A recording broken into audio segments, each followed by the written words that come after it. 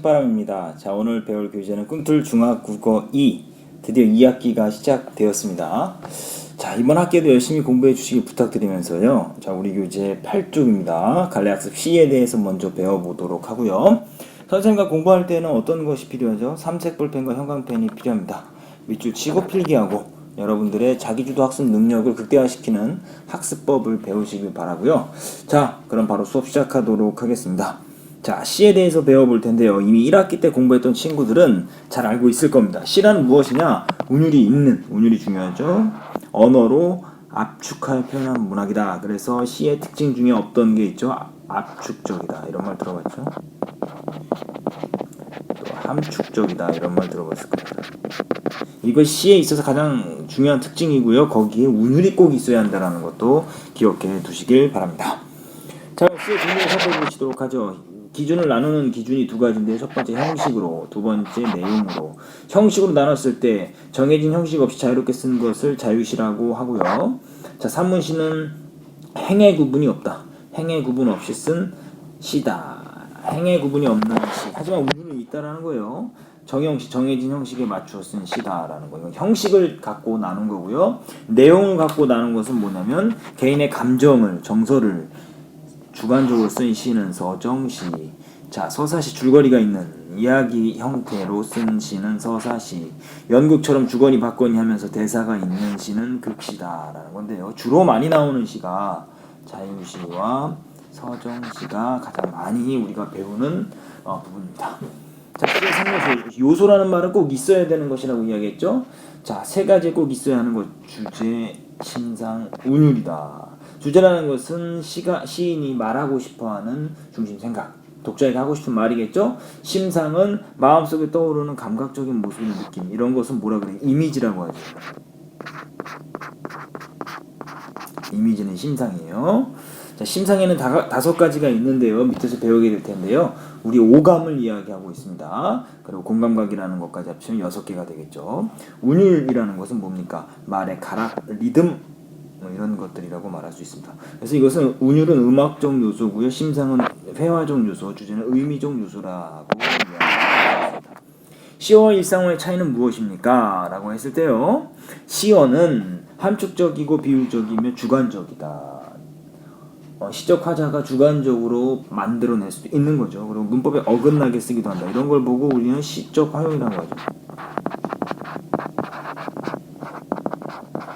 어떤 목적을 이루기 위해서 의도적으로 문법에 어긋나게 쓰는 것이죠.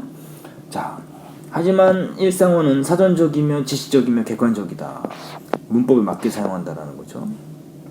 그거 좀 잘 기억해 두시고. 시의 심상 아까 이야기했었죠. 이거 중요합니다. 5가지. 시각, 정각, 후각, 촉각, 미각. 이런 것들은 다 아니까요. 시각 눈으로 보는 것, 청각 귀로 듣는 것, 후각 내 코로 냄새 맡는 것, 촉각 피부로 닿는 느낌, 미각은 혀로 맛보는 것. 공감각이 중요하죠. 공감각은 하나의 심상과 하나의 심상이 만나서 2개 이상의 심상이 동시에 등장하는 것. 특정한 감각의 다른 감각으로 전이돼서 느껴진 심상. 뭐 어렵습니다. 어쨌든 2가지 이상의 심상이 동시에 나올 때. 향기로운 눈의 말소리. 향기롭다는 것은 뭐죠? 후각이죠. 말소리는 뭐죠? 청각이죠. 후각과 청각이 같이 나왔습니다. 그래서 청각의 후각화라고 이야기할 수 있는데요. 중요한 건 공감각적 심상이다라는 것을 잘 기억해 두시길 바랍니다. 이미지를 주는 것이 심상입니다. 표현을 생생하게 하고 구체적으로 우리 머릿속에 떠오르게 하는 것입니다. 운율 형성 요소가 한번 보죠. 시가 어떻게 운율이 만들어지는가. 첫 번째, 같은 음운, 행, 단어를 뭐한다? 반복한다. 해야 솟아라, 맑게 씻은 얼굴 고운해야 솟아라. 해를 반복했죠? 일정한 글자 수를 반복하기도 합니다. 봄바람, 하늘, 넘노는 길에. 자, 연분홍 살구꽃이 눈을 틉니다. 뭐 이런 것들 보시면 여기에 3글자, 4글자, 5글자, 4글자, 4글자, 5글자 이렇게 일정한 글자 수를 반복함으로써 운율이 형성이 됩니다.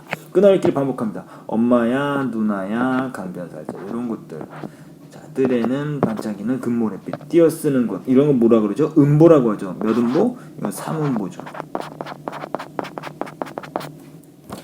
일정하게 끊어읽기를 반복한다라는 것을 기억해 두시고요. 비슷한 문장 구조가 반복한다.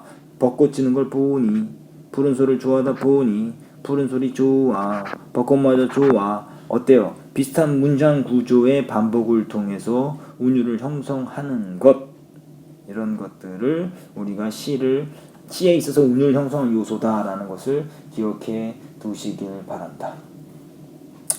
자, 다음 페이지로 넘어가실까요? 9페이지입니다. 9페이지 1페이지를 보시면요, 이제 표현 방법인데 이런 것들은 여러분들이 너무나 중요하기 때문에 이미 알고 계시리라 생각이 듭니다. 선생님 별표 3개는 정말 웬만해서 안 쳐요. 정말 중요할 때만 치죠. 크게 비유하기, 강조하기, 변화주기가 있는데요. 이 비유하기는 여러 가지가 있지만 그 중에 가장 중요한 것, 직유, 은유, 의인 이 3가지. 강조하기 같은 경우는 반복과 대구 정도. 그리고 변화주기는 반어, 역설, 대구, 서로 이 4가지. 이렇게 기억해 두시면 되겠습니다. 직유법은 뭐뭐처럼 뭐뭐 같이 뭐뭐 듯이 이런 것들 직접 빗대는 거죠. 원관념을 보조관념에 직접 빗대는 거죠.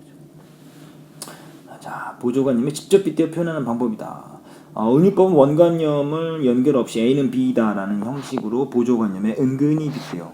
이거는 보조관념에 직접 빗대요. 쟁반 같이 둥근 달. 둥근 달을 쟁반에다가 비유했죠. 내 마음은 호수다. 내 마음을 호수에 은근히 빗대어서 표현했죠.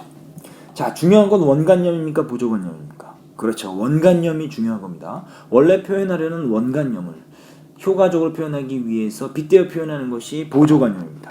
자, 의인법, 사람이 아닌 것을 사람처럼 나타내는 표현 방법이다. 이 강조하기로 넘어가시면 반복법, 같거나 비슷한 말을 되풀이함으로써 뜻을 강조하고, 대조법, 상반되는 것, 차이점. 대조라는 말 자체는 뭐예요? 차이를 나타내는 거죠. 차이를 나타내는 것이다 라는 것을 기억해 두시길 바랍니다. 자, 반어법은 어떻습니까? 본래의 의도나 감정을 반대로 표현하는 것. 엄마가 50점짜리 시험지 갖고 하니까 와, 우리 아들 최고다, 정말 잘했네, 이렇게 이야기하는 것. 역설법, 논리적으로 맞지 않지만 그 말 속에 진리가 담겨있는 표현 방법. 뭐 이런 거죠. 지는 것이 이기는 것이다, 뭐 이런 거. 지는 것이 이기는 것. 어떻게 지는 게 이기는 거냐? 말이 안 되잖아요. 이게 모순이에요. 하지만 그 안에 뭐예요? 진리가 담겨 있는 거죠. 대구법, 비슷한 구조의 말을 나란히 짝지어 놓는 방법이다.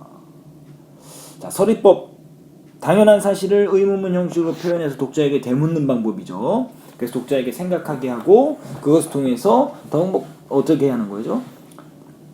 독자가 동의하게끔 만드는 것이죠. 표현 방법, 요것들 나와 있는 것들은 여러분들이 꼭 기억해 두시고 외워 두시길 바랍니다. 시 화자 봅시다. 시 속에서 말하는 사람입니다. 그러니까 작가의 의도를 구현하는 사람이라고 말할 수 있겠죠. 시인이 자신의 생각과 느낌을 효과적으로 드러내기 위해서 설정한 대리입니다. 대신 나오는 사람이죠. 이 사람들을 뭐라 그러냐? 시적 화자, 서정적 자, 시적 자, 뭐 화자라고도 합니다. 화자는 시의 분위기와 어조를 형성하는 역할을 하고, 화자는 시 속에 드러나기도 하고 드러나지 않기도 한다. 화자는 시인과 일치할 수도 있고 일치하지 않을 수도 있는데 대부분 일치하지 않는다.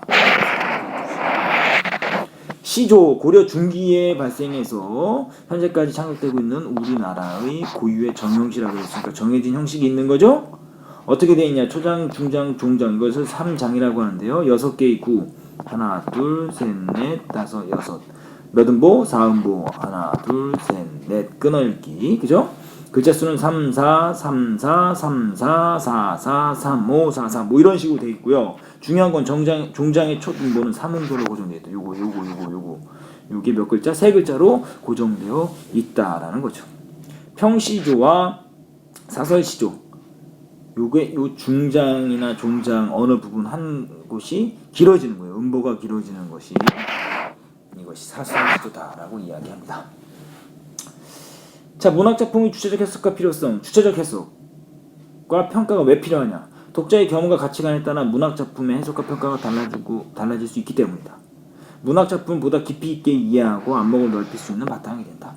주체적 해석과 평가의 방법, 자신의 배경 지식과 경험, 가치관 등을 적극적으로 활용해서 작품의 의미를 해석하고 주체적인 관점에서 작품을 평가하고 적절한 근거를 들어서 뒷받침해야 된다. 근거가 타당해야 되겠죠? 그래서 이렇게 감상하는 방법까지 배웠습니다. 오늘 배운 것 중에 중요한 것은 뭐냐면요, 시의 3요소, 그리고 심상, 운율 형성 요소, 시의 표현 방법, 시적 화자 뭐 이런 것들을 기억해 두시길 바랍니다. 자, 그럼 이제 간례학습 끝났으니까요. 다음 시간에는 본격적으로 시를 공부해 보도록 하겠습니다. 자, 오늘도 열심히 공부해 주셔서 감사합니다. 여러분들 이 부분 오마이노트로 정리하시고요. 옆에 있는 문제를 어떻게 해야죠? 풀어보시길 바랍니다. 자, 오늘 배운 부분은 오늘 복습한다. 여러분들 꼭 부탁드립니다. 그럼 다음 시간에 다시 만나요. 소년이여 야망을 가져라.